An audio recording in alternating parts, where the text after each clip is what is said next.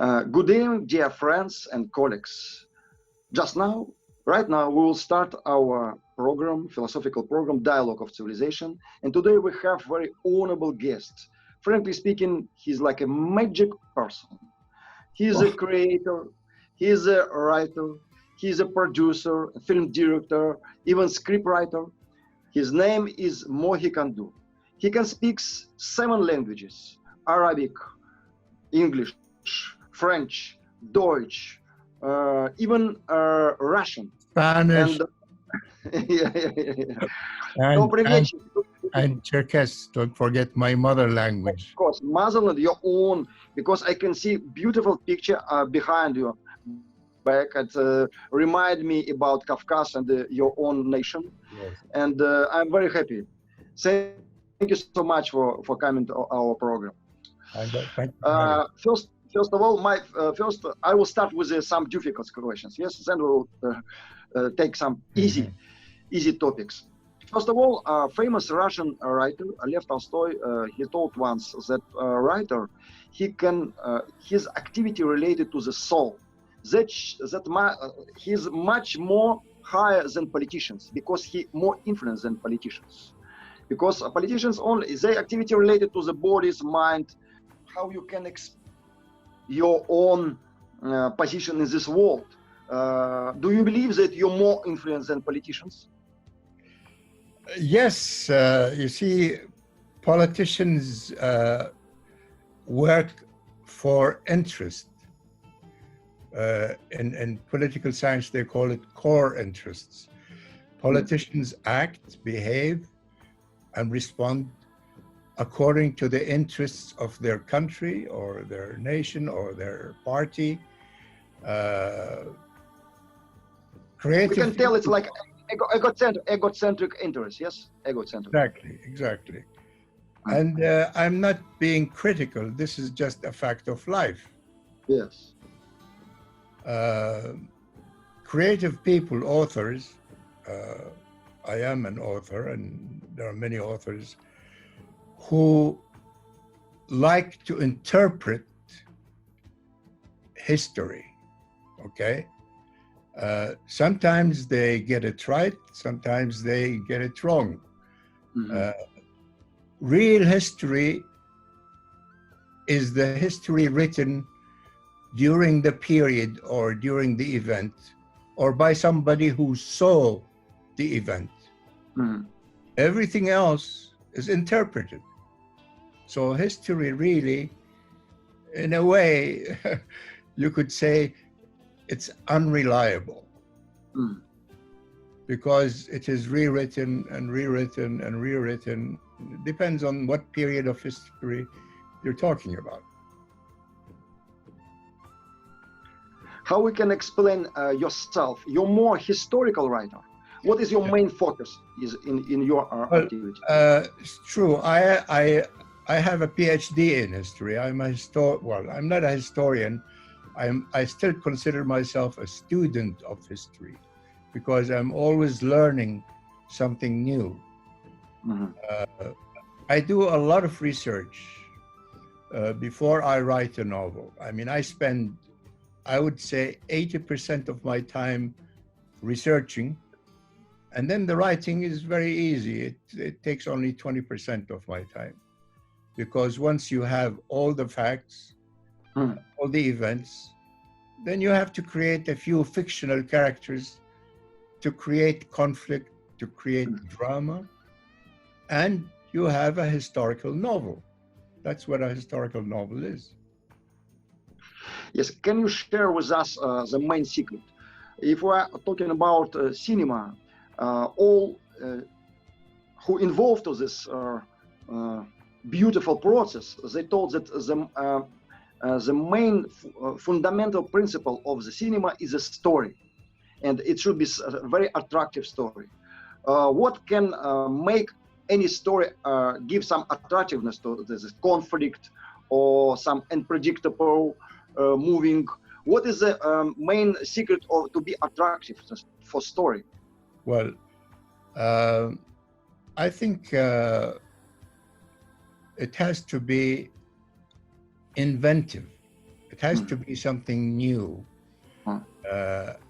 You know, you can be very inventive when you're writing a screenplay about an event or about an experience the author had or somebody else had, or a screenwriter can be inspired by a story he read and then develop from that a screenplay. It entirely depends on the screenwriter, on his background, on his education, on his perspective of life, you know, how he looks at life and how events follow each other and what meaning there is behind those events. What is your own favorite story or favorite legend? I have many. I always answer that question by saying my last book, my last novel is my favorite. Yeah, yeah. And you are a writer of your own life story. Well, yes, but I do a lot of research. I write historical novels mostly. 90% of my novels are historical. And I do a lot of research about the material that I'm going to write about. Dear Mohy Quandour, you are a citizen of the world, but what is your favorite country and why? Well, I'll tell you, my favorite country is where my family is. And right now, we live in England. You know, we are, all my family are there. And that's home for me. That's home. I have traveled all over the world. I think the only country I haven't really seen is Australia. The rest of the world I have seen. It's because I just like to travel. I like to see new cultures. I like to experience new foods, if you like. But it's mostly the cultures that interest me. We have such a diverse culture on this planet. So many different cultures and so many beautiful cultures. And knowledge of these cultures can help to bring peace in our world. I believe that. I know that the UK is a very conservative country with some conservative mentality. How we can explain the most favorable for you, some attractive quality of the British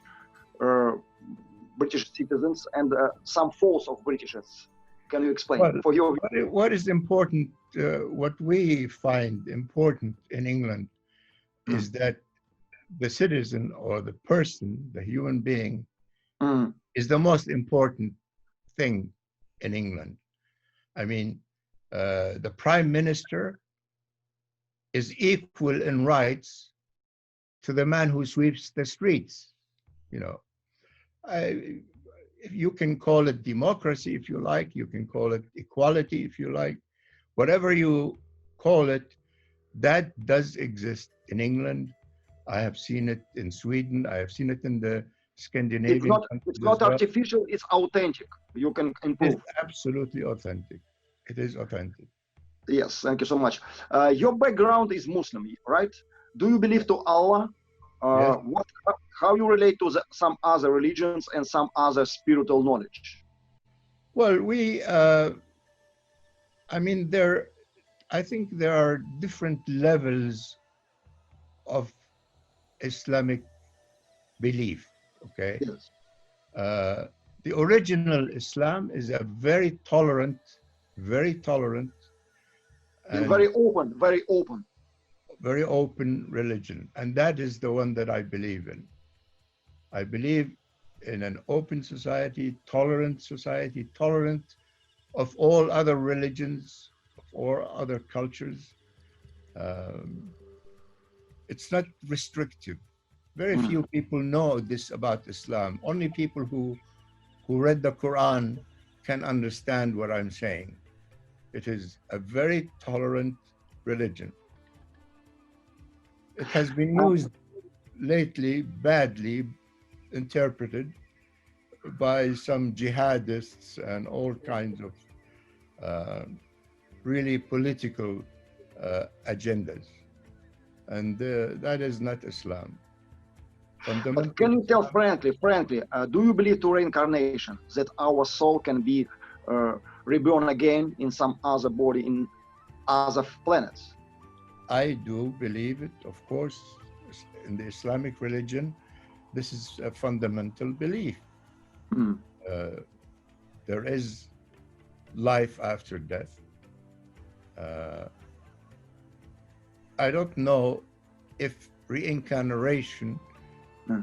goes into that concept, but the fact that the Quran says there is life after death could mean reincarnation. Reincarnation could mean. Yes, but in Islamic like religion, they believe that after our death will be we can come to the kingdom of God, to Allah, and be with Allah. But Right. we have only one life in a human body. Yeah. You believe that you have only one life, not more. Well, I don't understand the question. I mean, for example, after our death, we can go to Allah. Otherwise, we can go to hell. It depends of our behavior.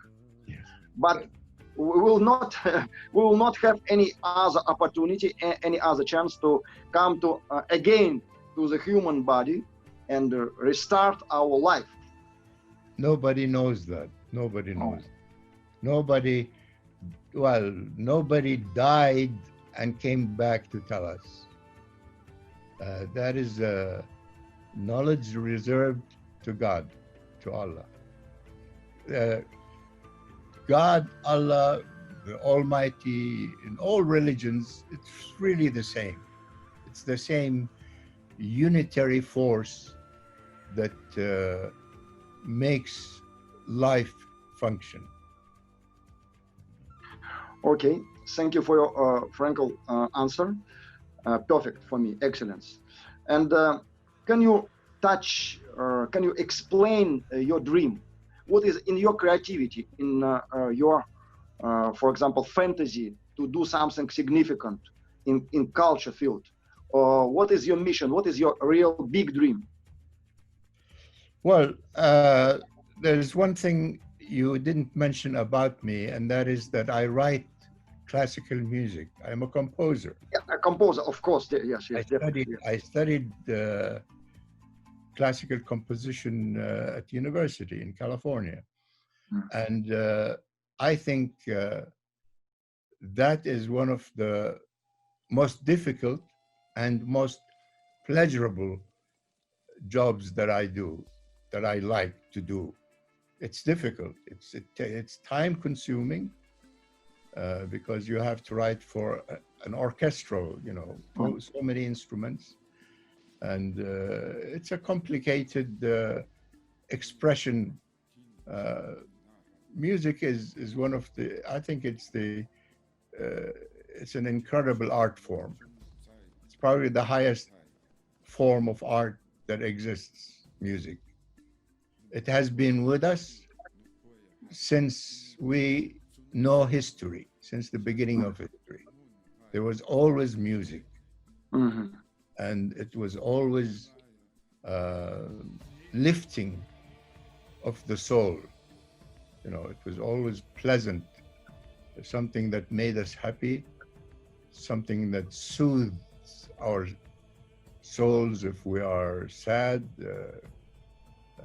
It's an amazing art form. That is my favorite art form, music. For your opinion, music coming from the God is like a revelation from the divine sphere. What is it? No, I don't think so. I think music comes from your imagination, from your own fantasy, from your own creativity. If you can create letters in a book, for a book. You can also create music if you have the knowledge how to do it. It is a creative process, and it is an individual process. Uh, I can't say that God has anything to do with it. Of course, God gave us the brains, God gave us maybe the creativity in order to produce music. But it is not an art form that's inspired by religion. Yes, but it's very interesting. For example, in Greek region, we can find some explanation about some divine personalities, demigods, which play on music. For example, Apollo is himself the god who is protect all musicians and artists and others. In Hindu religion, we can find Lord Krishna who play on his flute. It is also like always joyful and full of love. I think it's quite nice stories. It is stories. And when you talk about Greek, you're talking about mythology. Yeah. We're not talking about real history. Music has been with us maybe since creation. Yes. You know, music, you hear music in the wind, you hear it in nature, you hear it with birds and other live animals making harmonic sounds sometimes. Yeah. And God has to do something. Even the fish, even dolphins can make music. Yeah. They make sounds. They make music. I've heard recordings of whales singing to each other.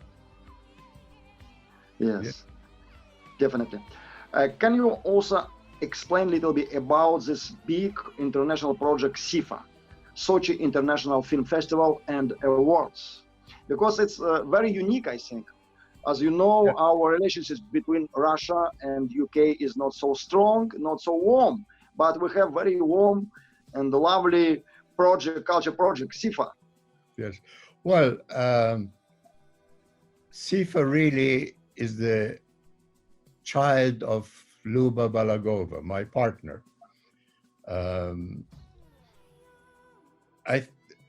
I remember very well 5 years ago, we were at the Cannes Film Festival, and it suddenly struck her that because of the bad relationship between the UK and Russia, she thought, why not create a cultural bridge between these two great countries? I mean, Russia and England, the United Kingdom, are very rich in culture. They're both very, very rich in culture. And it's a shame that politics intervenes in the exchange of cultures. And I think this is what drove her to create the Sochi International Film Festival. Now it is a British-Russian or Russian-British. The festival takes place in England as well, as well as in Sochi. In March in UK and in March in the UK. Autumn. November in Sochi. Yes. It was I think this project is like a big hope. Yes. Can you tell us that this project is like a big hope for future to restart our relationship with UK? Yes, I think it has already done a lot. I mean, we already we have seen through SIFA contacts being made, especially in the artistic field. Musicians, actors are invited to the UK. The Bolshoi Ballet went to the UK. I like to think that these are happening because of SIFA. because we've built this bridge. Yes. It has nothing to do with politics, completely devoid of politics, just culture. And I think Luba has done an amazing job. I But helped her a little bit, of course. I think we also can call you brave person. Yes. Do you have any fears in your life? Fears. Yes. I have no fears at all. I have nothing to be afraid of except the coronavirus. Okay. This we come to the very significant and very subtle point about coronavirus. What do you think? How this situation with pandemic situation will change the world? What we can expect in close future? Well, I've started calling this age the Corona age.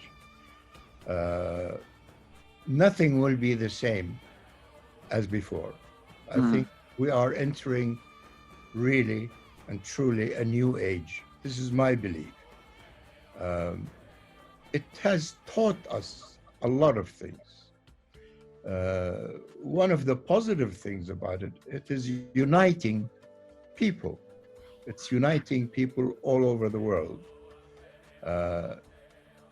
to fight, to defend against this pandemic. Nothing has united all nations like this before. This is a unique event. I think that everything, in my experience at least, everything has an ending. Everything ends at some point. Yes. And I think this will also end at some point. But after it has changed how we behave, how we, our attitude to nature, our attitude to politics, to people, to friends, even to enemies. It is changing a lot of our characteristics, which we had built over 1,000 years, of wars, animosities, and so forth and so on, that made us ignore the destruction we have caused nature. And I think this was the answer of nature as a wake-up call for humanity. Nature is telling us, wait a minute, stop. Yeah. It's like, we can say it's like a lesson for us. We can learn the lesson. Yes. Yes. Do you have any fear about future of our civilizations that we can lose our humanity? For example, robots can change the human beings. Do you believe to this? No, I think robotic intrusion is happening.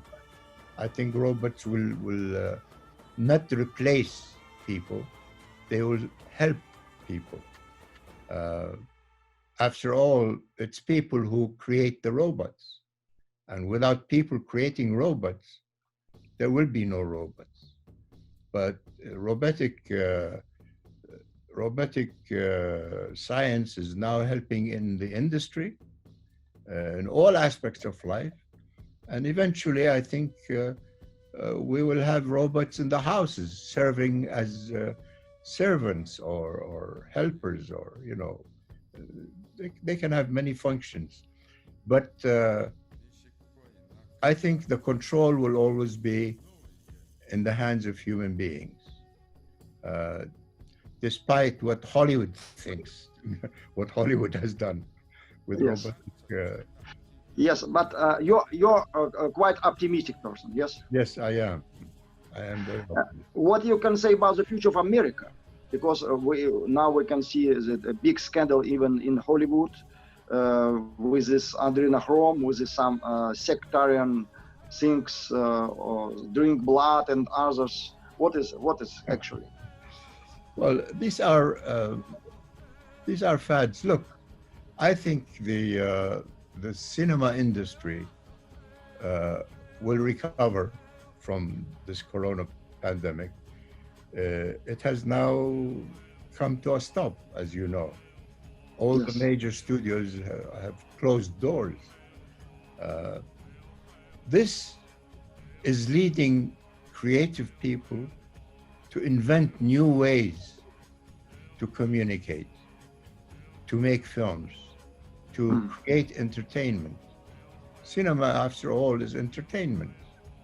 You go into a dark cinema and you watch this huge silver screen for an hour and a half, and you forget everything. Nothing remains in your head except to follow the characters on that silver screen. And this is an amazing, it's magic. It really is magic. This will always be there. It will always come back. I have no doubt about it. People Thank you so much. need entertainment. Yes. But America will change after pandemic, or can we expect a more human level of politicians in the future? I think it is changing already. I think it is changing already. There were, America has had to struggle with segregation. Yes. For 200 years. It is not something new. It didn't happen yesterday. This is just the culmination of 200 years of segregation. Despite the laws, the changes that were affected by Congress and so forth and so on, it still remained very endemic in America. I think now Americans are more aware of the injustices that took place in the last 200 years. I think they are now more susceptible to change. I think they are more willing to accept black, brown, yellow, whatever color, as long as they are good citizens, as long as they are not gangsters or hoodlums. Okay, and what is your prediction about Russia, about our way, and what advice you can give to the Russian politicians? I cannot advise Russian politicians. I think Russia, under Putin, is returning to become a world power. I think Russians take pride in what has happened in the last 10 years, despite all the difficulties, the exclusions and so forth, despite all American and some Western countries' attitude to Russia. Yes. Despite all that, I think Russia, I've always thought Russia was a great country. The Russian people have a great culture, thousands years culture, and it will always be a very important power in this world, on this planet. What's happening in America? I think America is suffering. Yes. I think America has a complex Problems. factor now. It has many complexes which they're trying to overcome.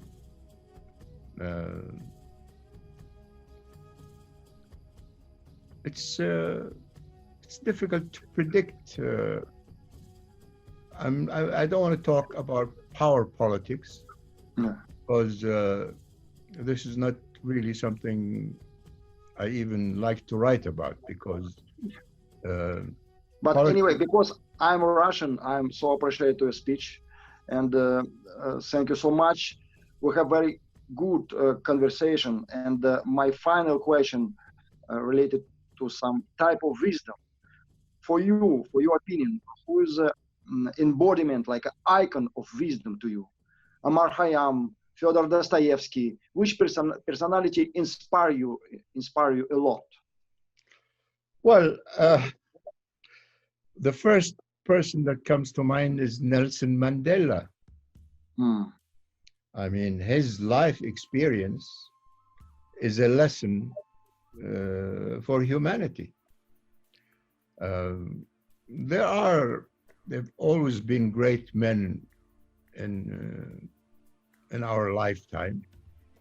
Of course, philosophers, writers, authors, they all expressed wisdom. Yes. And it really depends on how people accept or receive these wisdoms, these experiences that are being given to us. Dostoevsky is giving us experiences in his writings. All good big thinkers and authors do the same. I mean, they're passing messages which are hidden behind the lines, you know, behind the words that they write. And clever people can see that, can read it, and see the wisdom behind those words, those expressions. Thank you so much, Honorable Mohy Quandour. We're very happy. I think that we will come to our studio again and we will continue our conversation. Dear friends and colleagues, it was our program, Dialogue of Civilization. Today we have deep conversation with a musician, composer, film director, and writer, Mohy Quandour. And I hope see you soon. It was a Dialogue of Civilization. Thank you so much. Thank you. God bless you.